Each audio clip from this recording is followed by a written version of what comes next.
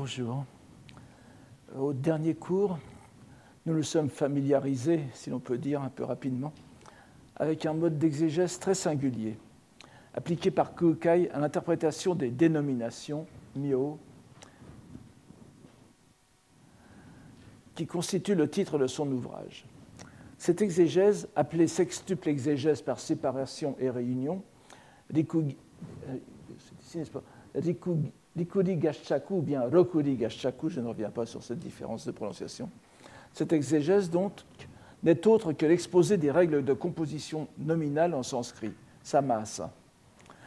Si cette méthode d'analyse grammaticale est parfaitement adaptée à la langue sanskrite, où les catégories grammaticales qui nous sont familières, telles que le nom, l'adjectif, le verbe, l'adverbe, le préfixe, le suffixe, etc., sont bien différenciées et reconnaissables, il n'en va pas de même en chinois classique, langue dans laquelle chaque caractère, ou presque, peut prendre pratiquement n'importe quelle fonction grammaticale selon sa position dans la phrase. Il n'existe pas en chinois de classification naturelle des sémantèmes, ainsi que l'on peut nommer ce qui est exprimé par la plupart des caractères, et leur fonction est déterminée par leur relation extérieure. Cela donne à Kukai, reprenant la méthode de ses maîtres chinois, toute liberté pour réutiliser cette classification rigoureuse en sanskrit d'une façon que l'on pourrait qualifier pour le coup de très interprétative ou créative, en la transformant en catégories exégétiques qui ne répondent plus à une nécessité grammaticale, mais à la libre analyse du commentateur. Le processus est pour ainsi dire l'inverse de ce qui se passe en sanskrit. Alors que dans cette langue, il s'agit bien de décomposer les termes du composé en fonction de leurs caractéristiques grammaticales, l'analyse étant donc bien menée à partir du composé que l'on a sous les yeux, il s'agit en chinois de faire passer n'importe quel assemblage de caractères qui ne saurait aucunement être prédéterminé par leur nature grammaticale, par la grille de la sextuple exégèse, laquelle apporte alors de l'extérieur un éclairage différent, fait, défait et refait le composé selon des catégories parfaitement conceptuelles qui n'ont plus rien à voir avec la grammaire. Nous nous trouvons alors dans une dimension tout à fait différente, celle de l'exégèse religieuse, que nous devrions comparer par exemple avec des procédés analogues qui s'étaient développés de longue date en Chine.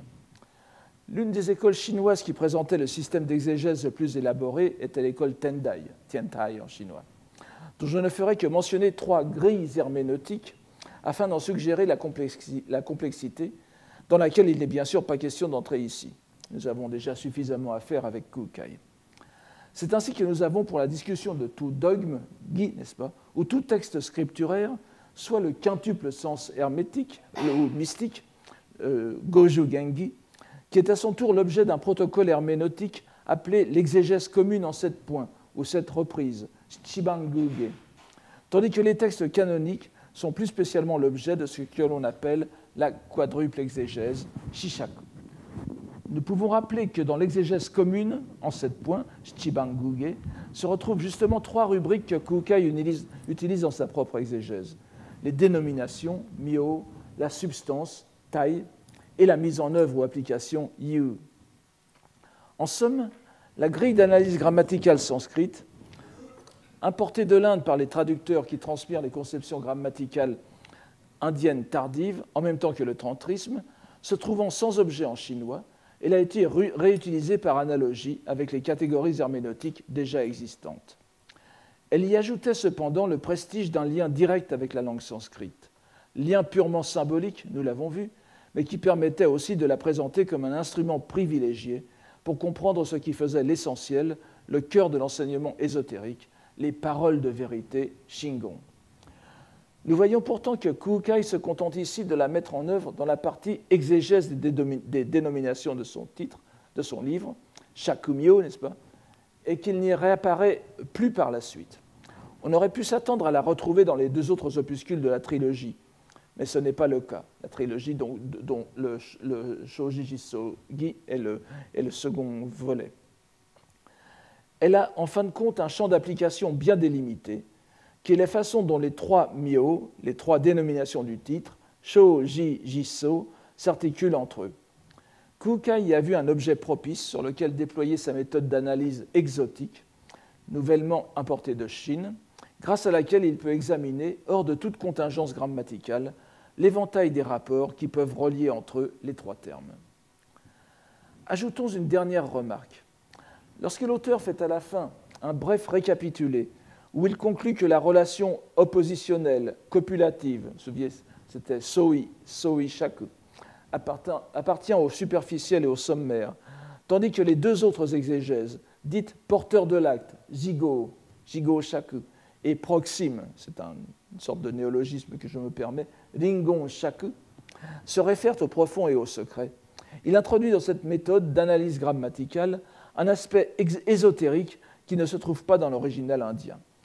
La grande liberté qu'il prend en transformant une analyse grammaticale en herméneutique ésotérique, dont la fin est d'aller au sens le plus profondément caché sous la surface exprimée, lui est permise par la rupture entre l'usage premier de ces 6 catégories d'analyse et l'usage infiniment plus restreint qui peut en être fait au même niveau dans la langue chinoise. Restreint au point de vue grammatical, mais pas au point de vue justement herméneutique, puisqu'il y a toute liberté de procéder. La disparition de son objet premier permet d'en faire un système d'herméneutique comparable à ceux que nous venons d'évoquer pour l'école Tendai. Mais Kukai n'ira pas plus loin avec cette grille de lecture. Il aborde à présent la seconde sous-partie de la seconde partie. Les amateurs de saint Thomas d'Aquin pourraient l'appeler la secunda secundae, qui est, ainsi qu'il le dit de façon plus explicite qu'au début, l'exégèse du sens substantiel, le shaku taigi, n'est-ce pas ? Taigi au shakusu. Il est très regrettable que ni Kukai, ni ses commentateurs n'aient appliqué à l'explication du terme taigi la sextuple exégèse que nous venons de voir. Cela nous aurait été fort utile. Nous comprenons que le terme s'oppose à myo, la simple dénomination, qui est en quelque sorte le flatus vocis, le souffle de voix, n'est-ce pas, qui nous transmet les sens. Le sens, ou gi, peut aussi désigner la doctrine, le dogme, c'est pas comme nous l'avons déjà dit. Le tai, ou substance, est ce qui est au-delà des fluctuations extérieures, ce qui demeure sous le changement phénoménal et qui est en même temps ce qui apparaît dans le phénoménal. Mais quelle est la relation entre les deux termes ? En nous aidant des bribes d'informations que nous glanons chez les commentateurs d'une part, dans les dictionnaires japonais du bouddhisme de l'autre, nous pouvons résumer la chose comme suit. Ce composé peut s'entendre de 3 façons au moins. Tout d'abord, la substance et le sens, ce qui est le moins satisfaisant, tai-gi. Ensuite, le sens de la substance, ou sens substantiel, ce qui sera la façon la plus commode de le traduire, mais qui pourrait laisser entendre qu'il y a d'autres sens qui ne soient pas substantiels. Donc Kukai ne traite pas. Reste un 3e sens, qui serait celui où il faudrait lire dans ce composé que substance et sens sont égaux, non dans un rapport copulatif ou oppositionnel, mais dans un rapport porteur de l'acte, jigo, dans lequel un terme est apposé, et non pas opposé, à l'autre en parfaite égalité. Le sens est la substance est le sens. Il semble plus que probable que ce soit ainsi qu'il convient de comprendre le composé tel que l'utilise Kukai. Nous allons d'ailleurs en avoir assez rapidement confirmation. Comme il est en effet d'usage dans un traité scolastique, l'auteur, dans un pseudo-dialogue en questions et réponses qui est entièrement de son fait, se plie à la nécessité de passer par une justification canonique de son argument. C'est la citation que je vous donne ici. Sur quel sutra vous appuyez-vous, n'est-ce pas ? Toite iwaku, sur ima nannokyo ni yonite konogi o seiryu suru ka. Ou bien vous pouvez lire aussi joryu suru, n'est-ce pas ? Vous remarquez que ici c'est le terme joryu qui est utilisé. Nous le reverrons dans un instant, je vous prie de le noter, puisque vous voyez que Kukai le transforme en verbe, c'est-à-dire le met un peu en dehors de la question qu'il va se poser, mais vous le verrez dans un instant. Retenez ce joryu, n'est-ce pas, ou seiryu. Donc, sur quel sutra vous appuyez-vous pour établir à présent ce sens, ce dogme ? Ce dogme, c'est-à-dire le triple enchaînement du phonème, du graphème et de l'aspect réel. Est-il besoin de le rappeler ? C'est la phase qui est ici appelée injo, que vous voyez au tout début. Hajimete, hajime ni injo narumono, ou injo towa. Ou bien, c'est ce qui veut dire citation des attestations, sous-entendu scripturaires. Rien de plus normal.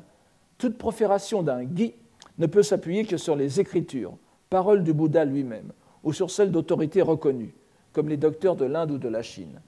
Le caractère sho de injo, n'est-ce pas, le second caractère, attestation, a aussi, comme vous le savez, le sens très courant de réaliser l'éveil, ce qui fait que certains interprètent aussi la locution injo par le fait de citer l'éveil même des Bouddhas en démonstration d'un enseignement. Acception qui est certes recevable dans certains cas, mais certainement pas ici, enfin, ou pas tout à fait ici, parce que vous verrez qu'il y a bien sûr un lien avec les Bouddhas. Et on peut dire que l'attestation scripturaire est indirectement l'attestation de la réalisation de l'éveil des Bouddhas, puisque les Bouddhas donnent leur enseignement après s'être éveillés. Mais ça serait aller quand même détourner un peu le sens.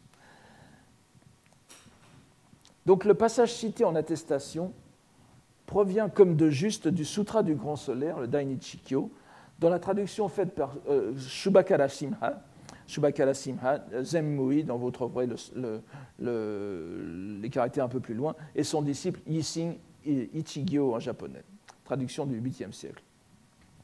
Il se trouve tout à fait au début de la continuation du chapitre 2, livre 2, intitulé « Totalité des conditions et des paroles de vérité pour entrer dans le mandala ». C'est ce que vous voyez ici. New Mandala Guen Shingon Bon. Entre parenthèses, vous pouvez consulter pour ce texte qui n'est pas traduit en français. Je vous donnerai peut-être tout à l'heure, si j'ai le temps,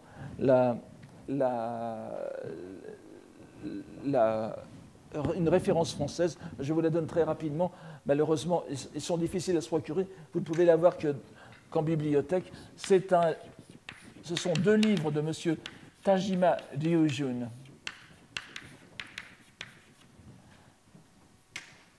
dont le premier sur les doctrines de la secte Shingon est paru en 1936, je crois, avec une réédition chez Adrien Maisonneuve en 1992, et le second livre, qui est les deux grands mandalas du Shingon, est paru à la Maison franco-japonaise en 1956. Mais vous avez en anglais une traduction complète que l'on trouve en ligne gratuitement, que vous pouvez télécharger, de Rolf Giebel, The Vairochana Sambodhi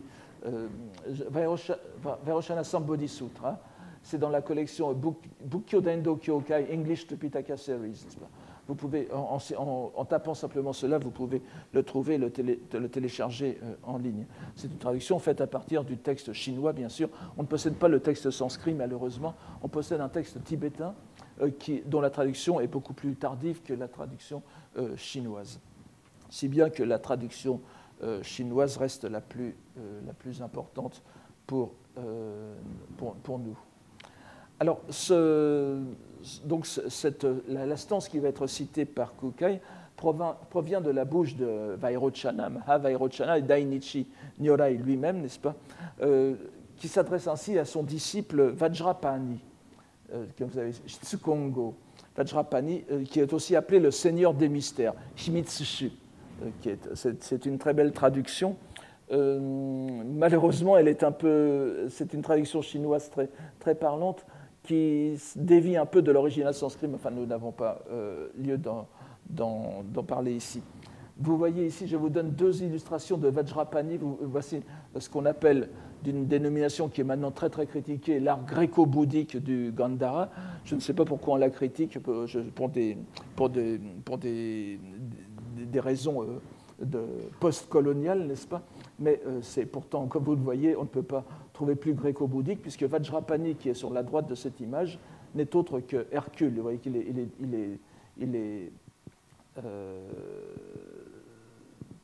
peint, sculpté sous les traits d'Hercule, et dans sa main gauche, il tient le Vajra, n'est-ce pas, qui se présente ici comme une sorte de massue, tandis que vous avez ici une autre alors de l'autre côté du monde, du domaine de l'expansion de l'art bouddhique en Orient, n'est-ce pas? Vous aviez tout à l'heure le Gandhara qui est à l'ouest de l'Inde, et vous avez ici le Japon avec le Todaiji, une autre version de Vajrapani, Shitsukongo, avec dans la main une sorte de Kongo Sho, donc c'est une lance diamant, Vajra, foudre, n'est-ce pas?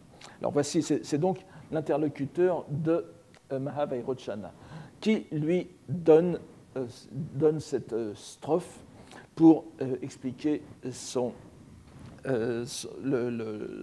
intention. Je vous la lis lentement en français, vous pouvez comparer avec le texte chinois.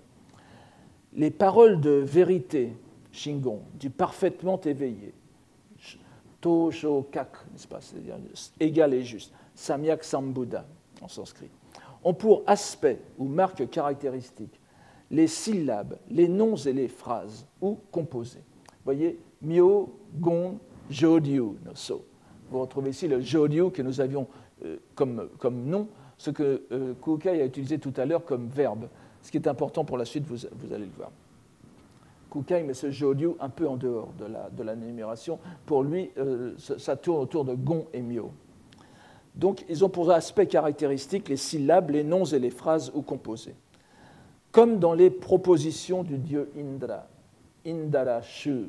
Shu veut dire soit une proposition logique, soit une école. On peut comprendre cela dans les deux sens. Enfin, une école au sens bouddhique est fondée sur une série de propositions. N'est-ce pas ? Une école transmet un enseignement. Donc, Shu veut dire à la fois les diverses propositions, les thèses, en quelque sorte, posées dans l'enseignement et l'organe qui les transmet. Donc, comme dans les propositions du dieu Indra, sens et bienfait, Gi dit, en elle se réalise, Jo-ju. Avec l'ajout de sentences de loi, Zoka ici, qui est presque comme Kaji, n'est-ce pas ?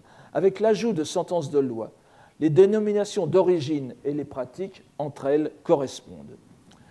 Nous éviterons d'entrer dans les détails de ce passage, d'autant plus qu'il va être immédiatement après l'objet du commentaire de Kukai. Contentons-nous d'attirer l'attention sur la division de l'énoncé des mantras en trois. Division pour laquelle c'est le second vers. Division pour laquelle nous devons nous en remettre au commentateur. Gon pour la syllabe. Myo, normalement dénomination, nom tout simplement. Pour le mot indépendant. Myo signifie ici le mot indépendant. Et Joryu, terme qui est normalement presque synonyme du mot Joju, accomplissement, qui vient 2 vers plus tard, à la fin de la seconde ligne, et qui est le sens dans lequel Kukai l'a pris tout à l'heure, donc signifierait ici soit les composés, soit les phrases.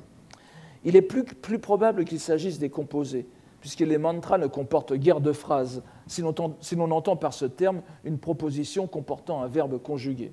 Évidemment, il y a beaucoup de définitions de la phrase chez les linguistes. Les propositions ou écoles Shu d'Indra, dont il est question dans la bouche de Vairocana, font allusion à un traité grammatical, Shoron, comme le dira Kukai plus bas, vous retrouverez le mot, rédigé par le dieu souverain lui-même. Traité qui aurait donné naissance à une tradition grammaticale non paninéenne. La grande tradition grammaticale indienne est fondée, bien sûr, comme vous le savez tous, sur la grammaire de Panini, un grand grammairien, oui, dont on estime la date au 5e siècle avant Jésus-Christ. Mais c'est donc une école non paninéenne que l'on appelle Aindra, c'est-à-dire l'école indréenne, dont on retrouverait des traces dans une ancienne grammaire tamoule. Nous ne devons pas nous laisser impressionner par cette divine référence. N'oublions pas que dans le bouddhisme, les dieux eux-mêmes sont des êtres soumis aux vicissitudes des 6 voies, bien que pour eux, la félicité de leur état dure incommensurablement plus longtemps que pour la plupart des êtres. Ils n'en sont pas moins soumis à la dure loi de l'acte, et sont donc d'une autre dimension que les kami japonais, dont nous avons vu l'an dernier qu'ils n'ont pas du tout le même statut et sont considérés comme des émanations des Bouddhas et Bodhisattvas, voire des êtres consubstantiels à ces derniers. Mais de même que le maniement impeccable de la langue sanskrite, qui est enseigné dans le traité d'Indra, permet de réaliser le but de l'expression linguistique, qui est de mettre en adéquation la fin que l'on recherche et l'expression que nous en faisons dans le langage, de même les mantras permettent la réalisation conjointe du sens et des bénéfices. Le dernier vers, selon les commentateurs, ferait allusion à des besso, ou aspects séparés ou particuliers, ajoutés à l'expression fondamentale qui remonte directement au Bouddha et Bodhisattva selon les besoins des utilisateurs. Mais ces ajouts sont forcément conformes à la loi bouddhique. Grâce à ceci, l'énoncé fondamental, Om Myo, et immuable des mantras peut être mis en adéquation avec la pratique des êtres selon leurs facultés. Kukai pose ensuite, dans les deux phrases que nous voyons ici, je n'insiste pas trop dessus, je vous les résume.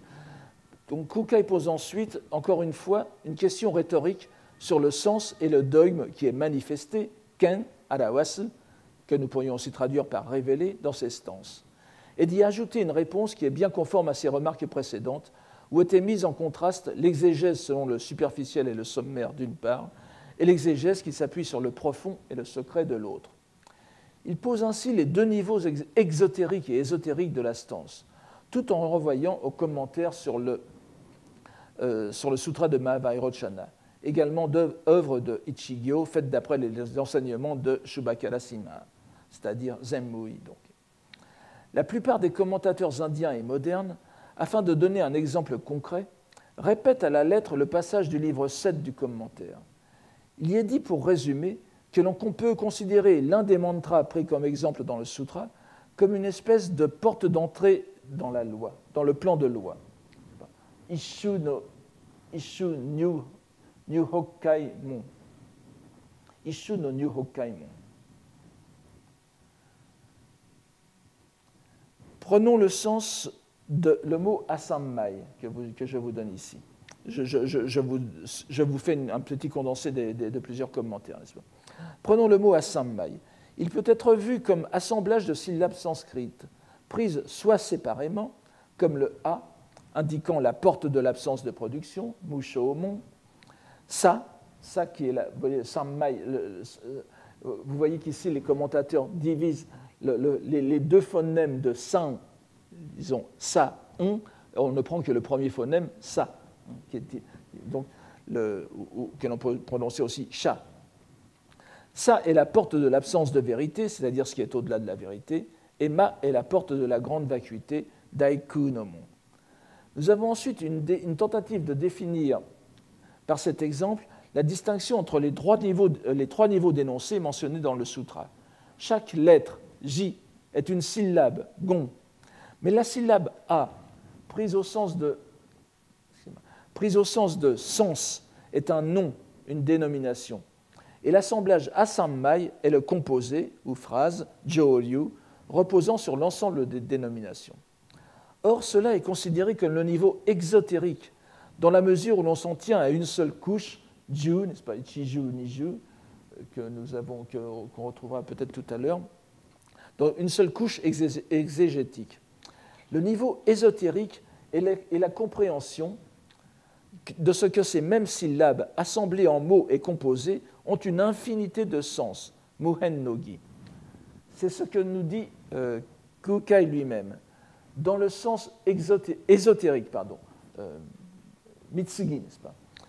Il y a couche sur couche, juju, de signification profonde, horizontale et verticale. Oshu, no shinni. Ce curieux vocabulaire est courant dans l'exégèse sino-japonaise. Horizontal, o, yoko, désignant le spatial, et vertical, shu, le temporel. C'est en réalité un peu simplifié, puisque la dimension horizontale comprend en fait ce qui concerne le présent du pratiquant, le vertical s'étendant aux trois âges, mais aussi aux dimensions supérieures des niveaux d'existence. Afin de montrer que la double dimension exotérique-ésotérique peut déjà se trouver même en deçà des niveaux supérieurs de la doctrine bouddhique, Kukai rappelle que le nom d'Indra est aussi pourvu de sens exotérique et ésotérique. Donc, bien qu'Indra soit un dieu en deçà du bouddhisme, c'est un dieu qui est dans les Rokudo, dans les 6 voies, il y a quand même dans ce qu'il fait, lui, à son niveau, les deux dimensions. Il l'explique en 2 parties, que je vous donne ici. C'est la 3e citation. Le sens exotérique nous dit l'empereur Chakra, qui est le nom d'Indra, n'est-ce pas ? Chakra Devanam Indra, dit le sanskrit. Chakra qui est l'Indra des dieux, c'est-à-dire le souverain des dieux. Donc l'empereur Chakra, Taishaku, qui est l'autre nom d'Indra, grâce à qui sens et bienfaits se réalisent. Le traité des phonèmes, la grammaire rédigée par l'Indra des dieux en personne, est capable de contenir pleinement en une seule syllabe une multitude de sens. C'est pourquoi il est cité comme attestation. Dès lors qu'il en est ainsi dans la sagesse mondaine, Seiken no Chie, la dernière ligne de la troisième citation, Seiken no Chie, à plus forte raison en sera-t-il pour la souveraineté de l'ainsi venu dans la loi. Dernière phrase, n'est-ce pas? Nyorai no ho ni okeru jizai. Ou jizai, voilà. Ainsi, la grammaire d'Indra, un traité donc non bouddhique et non ésotérique, admet déjà la verticalité en son sein, c'est-à-dire l'infinité de sens en une seule syllabe. Mais c'est en réalité le nom d'Indra lui-même qui nous donne déjà un aperçu de cette multitude de sens. En caractère chinois, le nom trisyllabique Indara peut être exprimé sous l'appellation abrégée de Taishaku, à laquelle Kukai ajoute celle de Tentai, c'est-à-dire l'empereur céleste. Son nom même reflète donc la multitude de sens dont il est question. Il semble ainsi que Kukai accorde une valeur ésotérique au fait même que le nom d'Indra soit susceptible de modification et d'abréviation. La phrase suivante présente une certaine ambiguïté. Je la cite, « Si l'on se livre à une exégèse ésotérique, pour chaque syllabe, pour chaque nom, pour chaque phrase ou composé, chacun est susceptible de comporter une infinité de sens et de bienfaits. » Vous voyez qu'ici, c'est Muhen no Gi Di Kotowari, mais c'est une variante de Gi Di bienfait que nous avons vu tout à l'heure. Pour l'instant, je prends le sens, le bienfait, puisque c'est celui qui est le plus attesté. Que les Bouddhas et Bodhisattvas suscitent une nuée de corps innombrables, exposant en permanence pendant les 3 temps le sens de chaque caractère pris un à un, il ne saurait pas même en épuiser les possibilités. Que dire alors du profane? Nous avons peu de chance d'arriver au bout des choses, voyez. On voit que les notions d'horizontalité et de verticalité évoquées précédemment peuvent être réparties selon les 2 phrases. Indra et sa grammaire constituent l'horizontalité, dans la mesure où elle s'adresse à notre monde. Bien que nous connaissions bien sûr en cette existence même passé, présent et futur, la sphère d'action de cette grammaire est notre niveau d'existence, celui des êtres humains.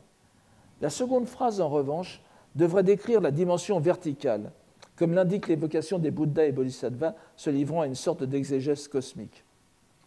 Ce n'est qu'une interprétation, et l'on n'est pas certain de ce que veut dire précisément Kukai. Cette incertitude se manifeste déjà dans le commentaire de Dohan, que nous devons citer ici. Je ne vous donne pas tout le texte du commentaire, je vous donne simplement les mots principaux, les principaux termes qui recoupent d'ailleurs plusieurs termes que nous avons déjà vus. Donc, question de Dohan. Dans ce qui précédait sur le sens ésotérique, il était dit que la grammaire d'Indra pouvait en une seule syllabe, gon, contenir intégralement une foule de sens, shugi. Or, à présent, pour ce qui est de l'exégèse ésotérique, il est encore dit que dans une seule syllabe, est au complet une infinité de sens, muhen no gi.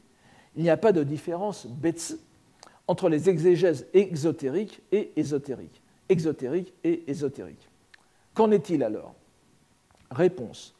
Bien que dans une seule syllabe de la grammaire d'Indra, une foule de sens soit contenue, ils n'ont qu'une dimension, ichiju.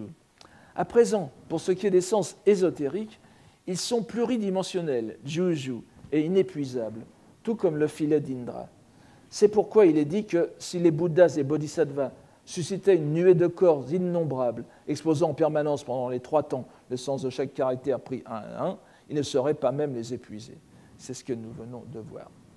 Dohan amène habilement dans le propos, puisqu'il concerne Indra, la très célèbre comparaison du filet d'Indra, Taishakumo ou Indaramo, dont on sait qu'il est une image d'un univers où tous les éléments sont imbriqués les uns aux autres, comme le filet du dieu dont les mailles comportent une perle à chaque nœud.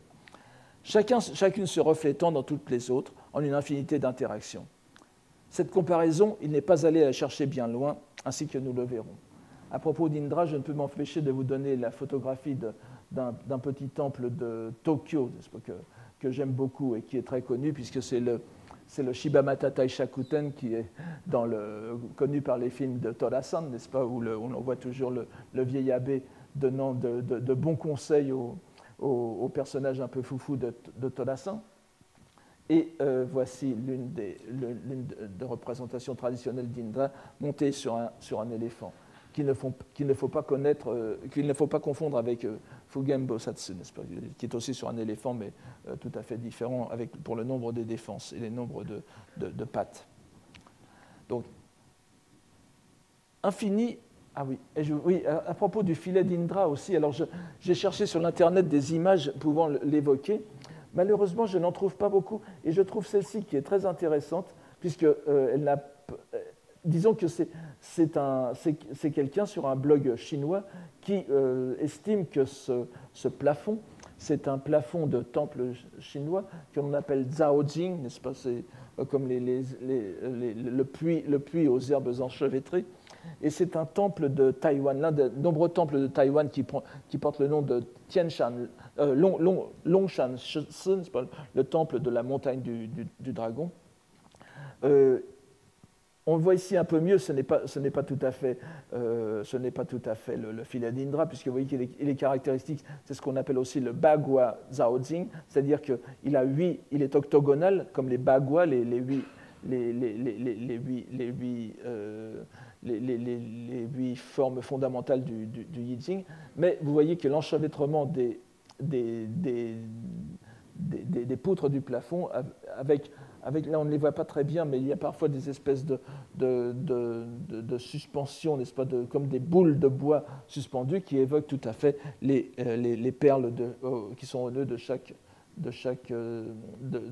filet, de chaque maille du filet d'Indra. Donc, infini est donc le mystère de cette interconnexion des éléments linguistiques de l'univers. Et Kukai se propose ici de n'en relever qu'un coin. C'est Ichigu Oshimesu, dit-il.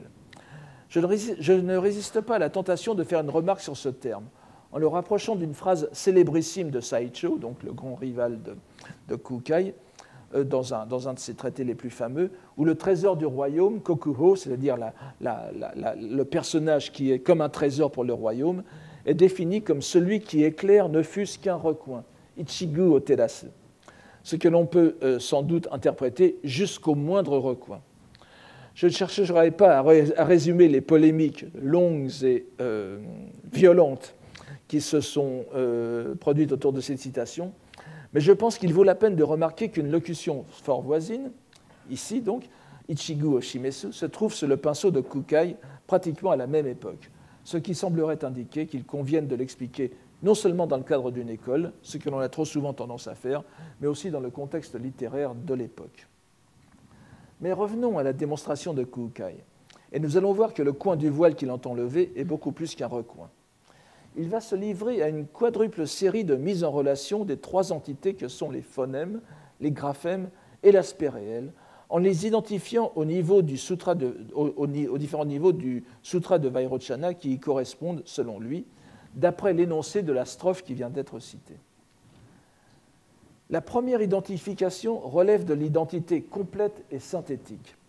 Si nous revenions aux 6 modes de composition que nous avons vus au cours précédent, nous pourrions le mettre sous la rubrique de l'exégèse dite de proximité, Dingon Shaku, dans laquelle tous les termes sont étroitement liés et définissent la lindise. Voici ce qu'en dit Kukai. Au début de la stance, c'est la citation, donc la première citation du bas, le parfaitement éveillé, Tosho Kakusha, est le mystère corporel du Bouddha en corps de loi, en égalité. Ce mystère corporel est au-delà de l'énumération. Ainsi qu'il l'est expliqué dans le sens de ce corps, c'est ici, dans le second point, n'est-ce pas, Sokushin-gi chu no shaku no gotoki nari. Ainsi qu'il est expliqué dans le sens de ce corps, ce mystère corporel est donc l'aspect réel. Ce passage est décisif, nous y avons déjà fait allusion, pour démontrer que le Shoji Jisogi, donc l'ouvrage sur lequel nous travaillons, est postérieur au Sokushin Jobutsugi, c'est-à-dire la réalisation de l'état de Bouddha dès ce corps, qui est abrégé ici en Sokushin-gi, puisqu'il y est fait sans ambiguïté référence.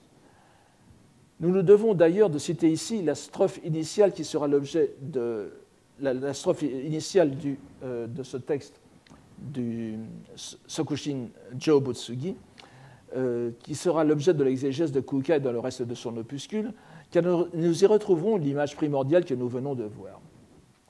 C'est un, bon, je ne vais pas m'étendre sur chaque terme technique qui est ici, parce que ça nous emmènerait très loin, mais je vous donne simplement vers par vers la traduction, et vous essayerez de suivre sur l'écran.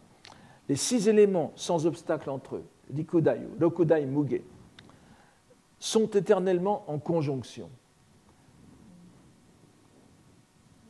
Ce n'est pas To, n'est-ce pas, ici, ce n'est pas Ataru, c'est Jo, Tsuneni, n'est-ce pas, le troisième caractère avant la fin, sont éternellement en conjonction, Yuga, en yoga donc.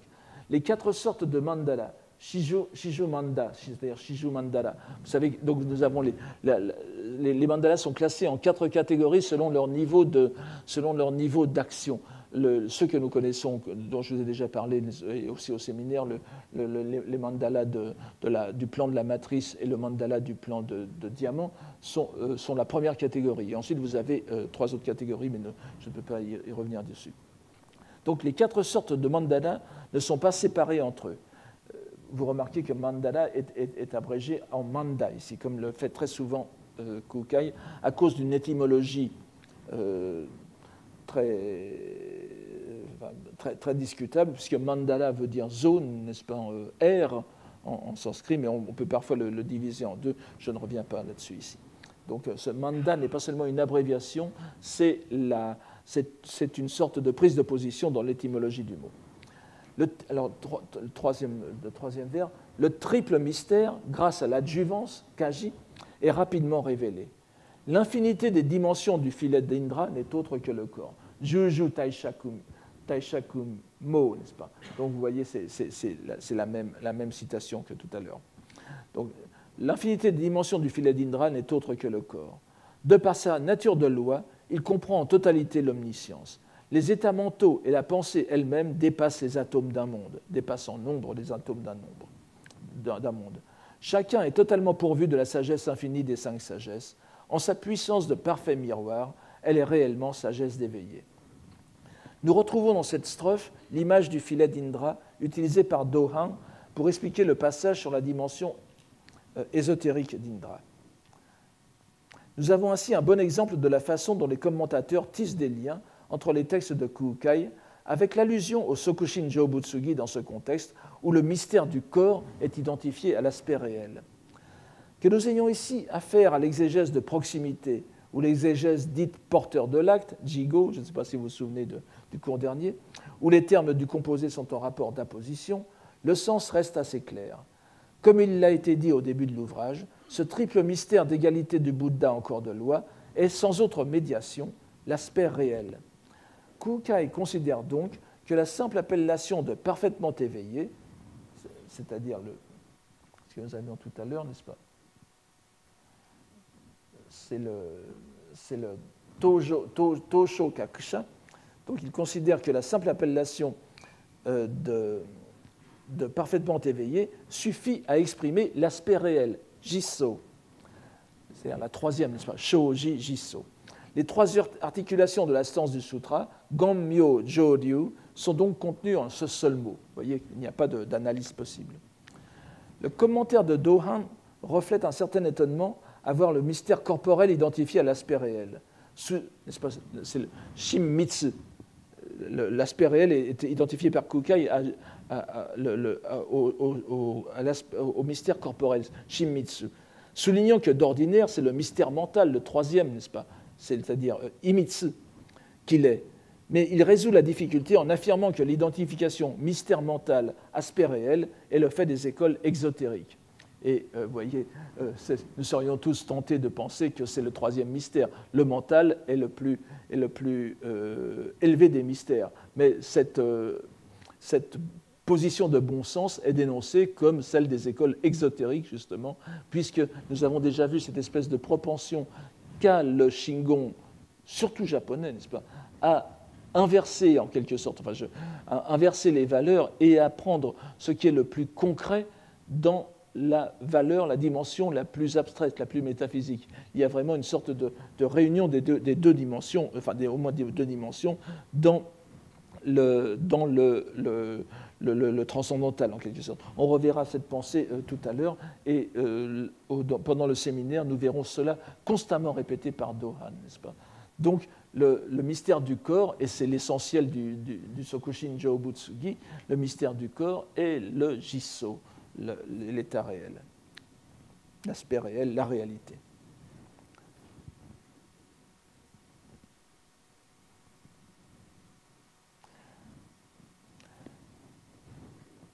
Alors, donc là, c'était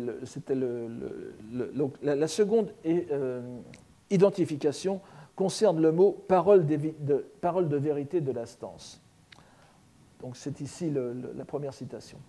C'est toujours Kukai qui parle, n'est-ce pas? Ensuite, les paroles de vérité. Il s'agit des phonèmes, shō. Les phonèmes sont donc le mystère langagier, gomitsu.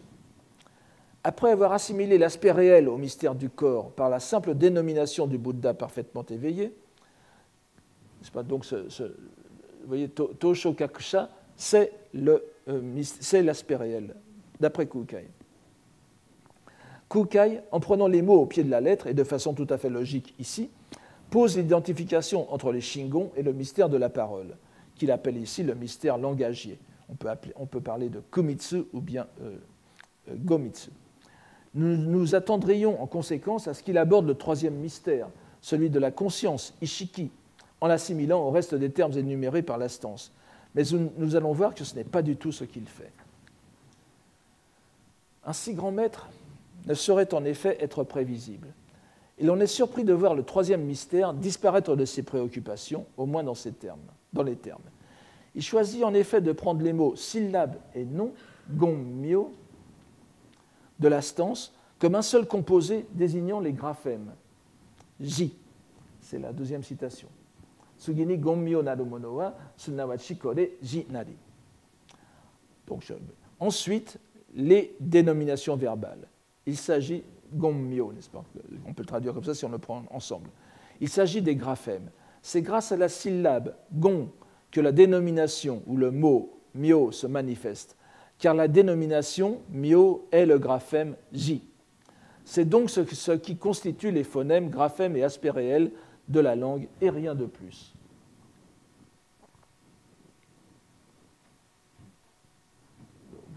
C'est le nomi à la fin, n'est-ce pas? Qui indique qu'on ne sort pas de cette identification. Ainsi, Kukai rapporte sa triple distinction Shōji-Jisso à l'intégralité des deux premiers vers de la stance, attribuant l'aspect réel au Bouddha parfaitement éveillé, le phonème au mantra, le graphème au moyen d'écrire le mantra, dont il plaque le sens sur le deuxième vers.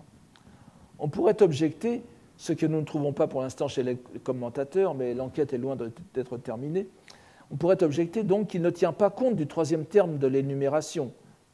J'ai attiré votre attention tout à l'heure dessus, à savoir jōryu, que nous traduisons soit par phrase, soit par composé. Mais il est clair que Kukai prend ici le terme au sens littéral de constituer, établir, et qu'il prend le vers dans le sens syllabe et mot constituent la marque caractéristique. Jōryu.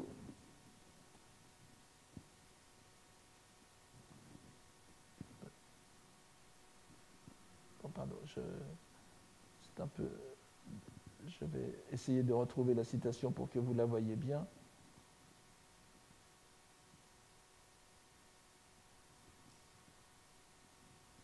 Bon, écoutez, je suis désolé, je ne la retrouve pas. Non, en tout cas, vous vous souvenez bien, n'est-ce pas, que nous avions Gong-myo et Jōryu.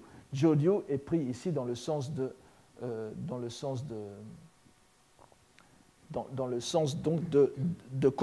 constituer, établir.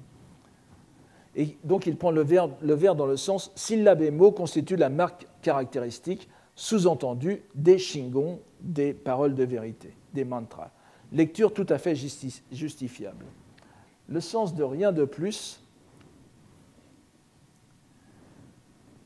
signale que les deux premiers vers se suffisent à eux-mêmes pour justifier car n'oublions pas que c'est leur fonction, ce sont des attestations scripturaires, la triple distinction Shoji Jisso.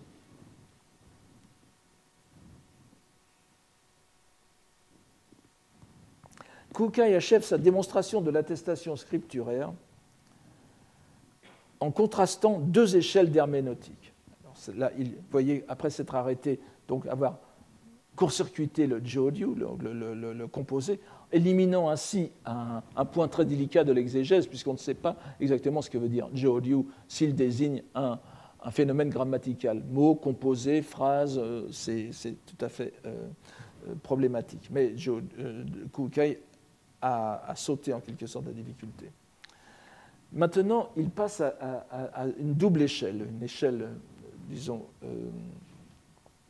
macroscopique et une échelle microscopique. Dans la première de ces échelles herméneutiques, il passe du simple vers de la stance que nous avons vu précédemment à l'ensemble du vaste ensemble textuel que constitue le Sutra du Grand Solaire lui-même, le Dainichikyo. Et il le fait de la façon suivante.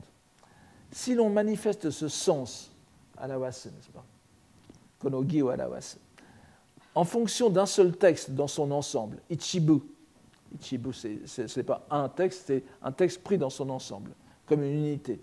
Nous l'expliquons alors d'après le Sutra du Grand Solaire tout entier. Afin d'appliquer l'ensemble du sutra à sa distinction des trois entités, Kukai se livre à une division du texte selon sa propre nomenclature. Cette division ne relève à première vue que de son propre souci de justifier ses conceptions par une attestation scripturaire valide. Mais il lui est facile d'utiliser pour cela la structure même du sutra, qui n'a que peu à voir avec les grands textes canoniques qui se sont répandus en Chine et au Japon. Que ce soit l'enseignement de Vimalakirti, le sutra du lotus, ou même les vastes sutras de l'ornement de splendeur et les sutras du nirvana, n'est-ce pas? C'est-à-dire donc le Yuimakyo, le Hokekyo, le Kegonkyo ou le Nehangyo. Ces textes présentent une forme plus ou moins logiquement articulée, où se reflète le souci de mener l'auditeur ou le lecteur à la révélation de l'enseignement selon une gradation des arguments. Cette unité, aussi vague soit-elle de structure, est la condition qui a permis aux exégètes d'élaborer une grille de lecture de ces sutras, articulée sur une tripartition, qui peut ne pas s'appliquer sans quelque effort, mais qui est malgré tout viable. Cela s'applique tout particulièrement aux trois sutras qui jouèrent un grand rôle dans les premiers siècles du bouddhisme japonais, ceux qui firent l'objet de commentaires attribués de façon apocryphe au prince impérial Shotoku, qui est mort en 622, mais qui circulait dès le milieu du 8e siècle, des environs de la fin des années 750, n'est-ce pas, en ajoutant au lotus et au Vimalakirti le sutra de la reine Srimala, n'est-ce pas, le Shomangyo, tous textes que l'on peut qualifier de narratifs. Si les textes appartenant à la terre pure, les Jodo Sambukyo, n'est-ce pas, relèvent plutôt de la description de la terre pure, du Bouddha Amida ou de ses vœux, l'autre grand groupe de sutras étudiés au Japon, les sutras de la Prajnaparamita, sont plutôt de longs développements doctrinaux, mais répétitifs sur la vacuité. Au regard de tous ces textes, donc, ces textes qui ne sont pas du tout dans la même structure que les grands sutras ésotériques, au regard de ces textes, le sutra de Vairochana se présente comme d'une toute autre nature. Divisé en 7 livres et 36 chapitres, seul le chapitre 1 peut être lu comme un exposé doctrinal, Kyoso, vous vous souvenez du terme, dans lequel Vairochana révèle à son disciple Vajrapani comment accéder à la grande sagesse de Bouddha, de même qu'il lui déclare les 3 conditions de la marche à l'éveil, la pensée d'éveil, Bodaishin, la grande compassion, Daihi, la grande compassion des Bouddhas qui veulent aider les êtres, et les expédients, Hoben, qui permettent de les mener au but. Ce premier chapitre, intitulé Des étapes de la pensée, Jōshinbon, est évidemment celui qui a inspiré le traité de Kukai sur les 10 étapes de la pensée, Jujū Shinron, dont nous avons déjà parlé. Vous vous souvenez que c'est le traité que Kukai a soumis à la cour impériale lorsqu'on avait demandé aux 6 grandes écoles de l'époque, lorsque l'empereur avait demandé aux 6 grandes écoles de l'époque de faire chacune un compendium de ces doctrines. Mais après cela, alors c'est ce chapitre qui a été traduit dans le livre de Tajima Ryujun, dont je vous donne le titre plus exact ici, les études sur le Mahavairochana Sutra, avec la traduction commentée du premier chapitre. donc chez Maisonneuve en 1936. Donc, c'est donc ce texte qui est le plus dogmatique, en quelque sorte. Donc, l'une des caractéristiques du texte est la très grande place qui est faite aux lettres brahmiques, aux bonji, à leur symbolique et à leur rapport avec les mandalas. C'est ce qui va permettre à Kukai d'établir ses correspondances.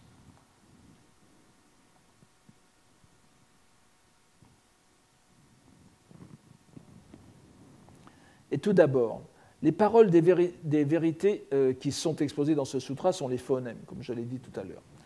Le sutra renferme un très grand nombre de mantras et de dharani qui tombent naturellement dans la rubrique des phonèmes, ainsi que nous l'avons déjà vu. Vient ensuite les portes, telles que la porte de la lettre A. Excusez-moi, il faut que je remonte ici. Donc c'est l'avant-dernière citation maintenant. Les portes mon, telles que la porte de la lettre A, ainsi que le chapitre du cercle des lettres, Jirimbon, et les autres, sont les graphèmes J. Ce sont donc des noms de chapitres. Le 10e chapitre, intitulé Chapitre des lettres, Mon Jibon, révèle que les portes des lettres, Jimon, Jimonbon, donc, sont les entrées indispensables à la pratique et à l'intelligence des mantras, mais aussi plus tard pour pénétrer les mandalas eux-mêmes.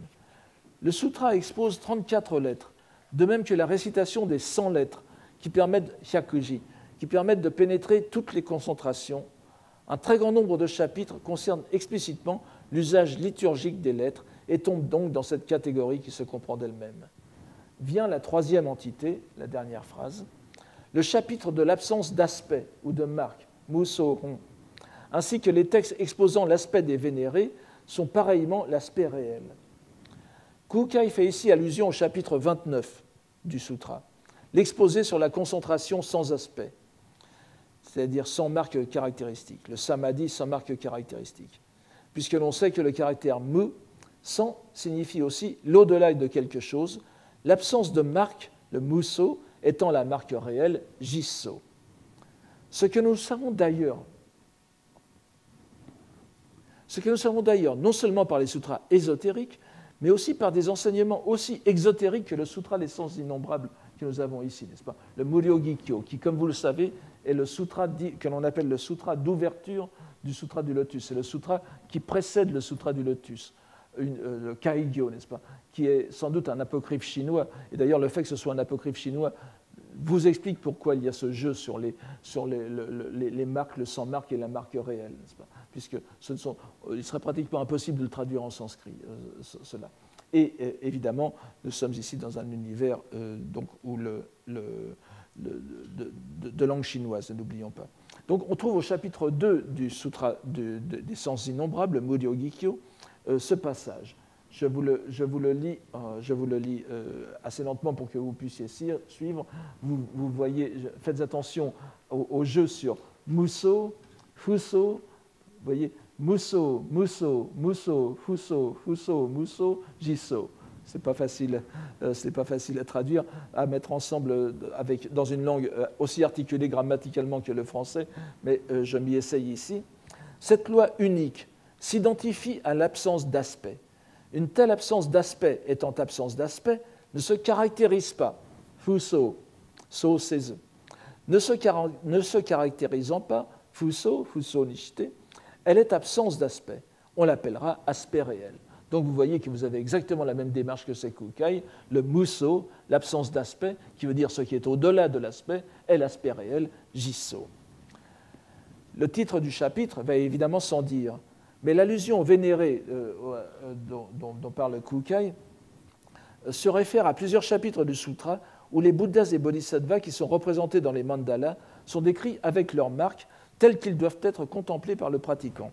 Ces marques sont de deux sortes, celles qui sont visibles, uso, so, adi, n'est-ce pas, et celles qui sont au-delà de la perception, muso. Kukai retrouve ainsi sur l'ensemble du sutra la tripartition intégrée, s'entend bien, des deux premiers vers de la stance de Vairochana. J'espère que vous l'avez encore en tête. Et il le démontre en cédant des titres et du contenu des chapitres. Bien que, pour autant que l'on puisse en juger, il ne tente pas de retrouver ces parties dans l'ordre même d'exposition du texte, ce qui aurait été a priori tentant de faire, car on sait que l'exégèse traditionnelle, l'exégèse exotérique, donc, distingue trois parties dans un sutra. Le prologue, je vous les mets ici, n'est-ce pas? Le prologue, Jobun, l'enseignement principal, Shoshufun, et la diffusion, Ruzubun.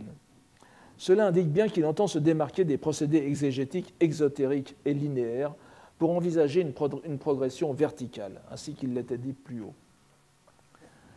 Après avoir considéré la totalité du texte canonique, donc l'ensemble du sutra de Mahavairochana, comme démontrant l'agencement intérieur des phonèmes, graphèmes et aspects réels, Kukai finit ce passage par un immense saut dans l'infiniment petit, en passant à ce que nous pourrions appeler la nano-exégèse, en allant de l'intégralité à l'individualité, et en concentrant ces trois entités, n'est-ce pas, Shoji Jisso, sur un seul objet, à savoir la lettre A.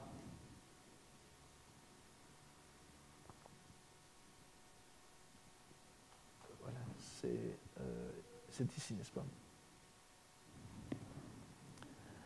Voici, donc, et il va prendre la simple lettre A comme démontrant chacune des trois gradations, n'est-ce pas? Sho, Ji et Jisso. Voici d'abord, donc il est fait concorder à chacune. Voici d'abord la première concordance. Donc je divise la citation en trois parties et vous pouvez suivre chacune. Par ailleurs, si on explique ce sens en fonction d'une seule lettre, lorsque l'on ouvre la bouche pour prononcer la lettre A, qui est la première des lettres brahmiques, des livres brahmiques, nous avons le son A, qui n'est autre que le phonème. Cette première concordance est aisée à comprendre. Il n'est pas besoin de répéter ici l'importance de la lettre A, considérée dans l'ésotérisme comme le son primordial incréé, contenant en potentialité l'ensemble des phénomènes, mais aussi l'ensemble des enseignements de tous les Bouddhas, qui ne sont qu'un déploiement de toutes ces potentialités en fonction de la réceptivité changeante des êtres. Considérez donc que l'ensemble de l'enseignement exposé dans ce sutra est renfermé comme en germe dans cette lettre. N'oubliez pas que ces lettres sanskrites, ces bonji, s'appellent aussi les lettres germes, shuji, n'a rien que de très usuel dans la doctrine ésotérique. Ce n'est d'ailleurs pas l'enseignement de ce seul sutra, mais de tous les sutras qui y est contenu, comme il est inutile de le répéter. Comme il n'est pas précisé quel est le sujet qui ouvre la bouche, on peut estimer qu'il s'agit de n'importe quel pratiquant qui lit les mantras. Mais voyons comment poursuit Kukai. Seconde citation. Quel est le nom qui exprime ce phonème, quel est le nom qui exprime le phonème A? Il exprime la dénomination graphique ou le nom, myoji. Vous voyez qu'ici, les deux caractères myoji, myo dénomination et ji, graphème, sont recoupés en un seul. Il explique la dénomination graphique du corps de loi et est donc un phonographème, shoji, ensemble. Kukai semble vouloir dire que l'énoncé de la lettre A est porteuse de son signifié, qui est appelé par la combinaison nom, dénomination et graphème. Il n'y a pas de place pour la composition, pour la déclinaison, pour la modulation, toute transformation possible du graphème, ainsi qu'on l'a vu, mais du phonème également. Donc il n'y a pas de place pour tout cela dans la lettre A, toutes ces virtualités étant réunies sans différenciation. Mais exprimant le corps de loi, ce qui ne nous étonne plus, nous le savons pratiquement depuis le début, depuis la déclaration d'intention, ce phonographème est suprême. Et Kukai de conclure, quel est le sens du corps de loi? Troisième citation. Ce que l'on appelle le corps de loi est le dogme de non-production foncière, que je traduis aussi, n'est-ce pas, Honfushogi, de l'incréé primordial. Donc c'est le dogme de non-production foncière des entités, et c'est donc l'aspect réel. La lettre A est en quelque sorte porteuse d'elle-même, riche de toutes les potentialités. C'est la singularité cosmique avant l'explosion primordiale, si l'on me permet cette comparaison avec la cosmologie actuelle. Il vaut la peine de citer ici le commentaire que Dohan fait de ce passage, car il est l'un des rares commentateurs, Dohan, dont vous vous souvenez, disons le tournant de l'an 1200, car il est l'un des rares commentateurs à se préoccuper encore de la sextuple exégèse, nous revenons au point de départ, de la composition nominale exposée précédemment. Et son commentaire nous porte au cœur de la doctrine de Kukai. bien qu'il faut l'avouer, elle fasse quelque peu office de spoiler, si vous me pardonnez l'expression, en dévoilant la teneur ultime du texte. Mais il n'est pas inutile de l'avoir à l'esprit avant d'en avoir vu l'ensemble. La voici quand même.